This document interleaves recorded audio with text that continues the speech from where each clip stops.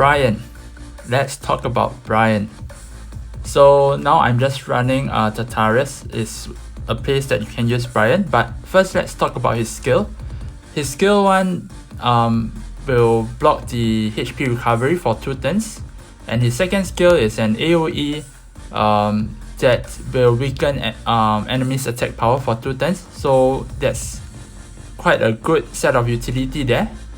And the most important one is his skill 3, which will revive a dead ally, and then it will even out the HP ratio of all allies.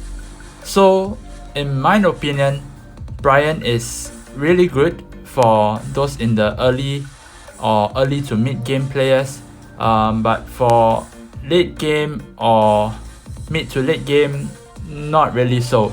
Why do I say that?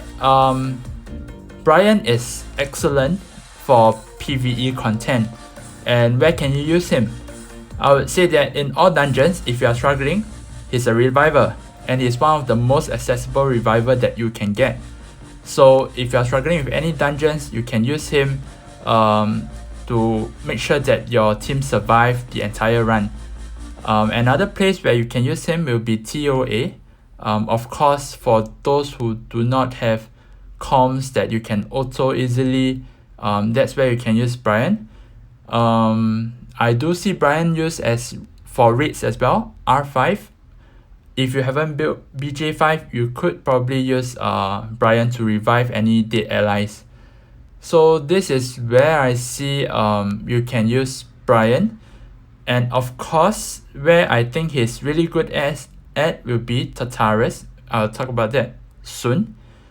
For PvP, I think BRIAND is it's okay. Like I said, if you don't have any revivers, then he will be a good choice. And if you're going to use him for PvP, then please rune him with Despair, because that gives additional chance to stun the enemy and to control the enemy. Other than that, for PvE, just build him tanky. If you can afford, build him with high resistance, and that will be good enough. And for BRIAND to be really good, you need to scale up his 3rd skill at the very least to max, so that the turn taken, the cooldown time will be much shorter. So now let's talk about Tartarus.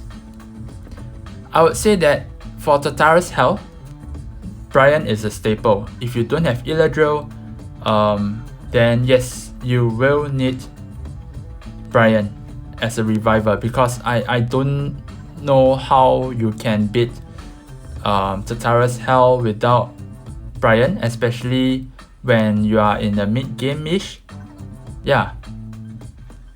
The idea is that throughout this fight, many of your allies will die, and they'll die many times. That's why in my team, you see that I use Perna, because it has 2 lives, so if he dies, at least it has another life. That is to give BRIAND some buffer, because the 3rd skill still needs to reset its cooldown once I revive one of my ally, right?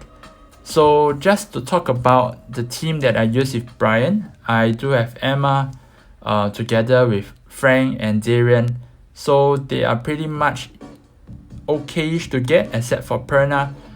And the reason why I chose this set is because Emma 1st skill provides glancing as well as attack break, and the 3rd skill provides a defense buff and a shield if the heal is excessive, right? And then of course I have a healer here, which is the Frank, and Darian, which is to help offset the damage. So for BRIAND, his only role here, really important role, is to revive key monsters that die during my run. Okay, of course, if you don't have, okay, I don't think it will be an issue. I mean, I was going to talk about BRIAND's 2nd skill being able to land a attack debuff, But yeah, if you do have Darien can do that as well. But of course, it's just for extra safety. If Darien miss the attack break, then Brian could do that. In this run, you see, Perna died and I managed to revive them. And the good thing about Brian's third skill is that it revives, even out the HP ratio, and then it will give you a one turn 15% heal, right? So that is pretty good in my opinion. And in general, just to talk about some tips for Tartarus, when I see any of the arm being rage, I will try to kill it first. Of course, if the first time round you see that the right arm is rage and the second round the left arm is rage, please don't change target. Just go for one and kill it. Yeah, I mean, I just don't like to deal with rage because one of my ally will die, and to me, surviving the entire run is really important here. And landing the attack break as well as glancing is very important. And what makes this boss so deadly is the violent. When a hit appears violent, it is really dangerous because he will drop the rock, reduce you to 1 HP, just a breath, 2 breaths, and he can wipe you. Yeah, so really for this run, Brian's role is just to keep my teammates alive. And like I said, if you are early to mid game player without Eladriel, please build a Brian. It's really helpful in your progression. I was lucky enough to put a Hua Dam early on. So actually at the very start I didn't build Brian, but I do realize that Brian has its own advantage compared to Hua Dam, right? Because for Hua Dam, you cannot control when you want to revive your ally. Once your ally dies, it will just absorb Hua Dam's life. But in this case, for Brian, you can control it, you can time it well. So that's the beauty of it. So if you are struggling with PvE content, just try to put Brian in, and you might be able to clear certain runs or certain dungeons. Of course, it wouldn't be a speed run, but it's still better than nothing. And if you are using Brian for Tartarus, I'm not saying that you will get it right and beat the boss in your first try. Just keep trying because there's RNG involved. The arms, whatever attributes it takes, it will be different from time to time. And like I said, if you are very lucky and the boss did not have violent on the head for a number of turns, that is when you can really pull this off quickly. So now you see everyone is really low. The strategy for me is to make sure that Brian doesn't die because he is my only reviver.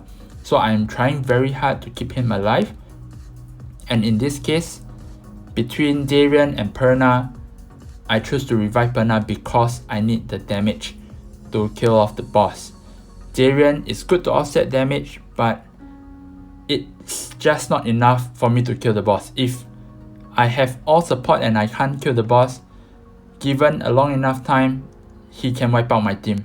So that's the idea. Don't panic, don't rage quit when you are left with only 3 or 4 monsters. If your Brian is still alive, there's still a good fighting chance that you can pull this off. Yeah. So there are many other comps you can run with Brian for Tartarus, but you can try the team that I'm running now because it provides quite a lot of utility to ensure my team survive. In the past, I used to run...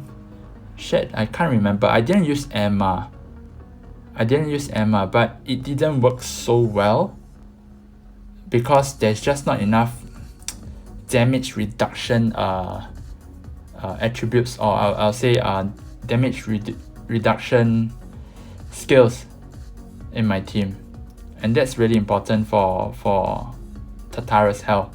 So for those of you who haven't cleared Tartarus Hell, do try it, but please only try it when you kill the 3 mini boss, because if you don't kill the 3 mini bosses, Tartarus will be much stronger than you killing all 3 bosses and then fighting him. To me, there's no chance that I can clear Tartarus Hell with any of the 3 mini bosses alive. So please only try to clear it when you have cleared all 3 mini bosses. And for me, my strategy is to fight the main boss, fight Tartarus, only when I kill the 3 bosses, because I can go for Hell, and your first run you will get the immemorial box. So I always hope for the best to get Legend. Yeah, that's why I will always wait till all the 3 mini bosses are being killed before I go for Tartarus. So yeah, you guys could try it and see whether it works.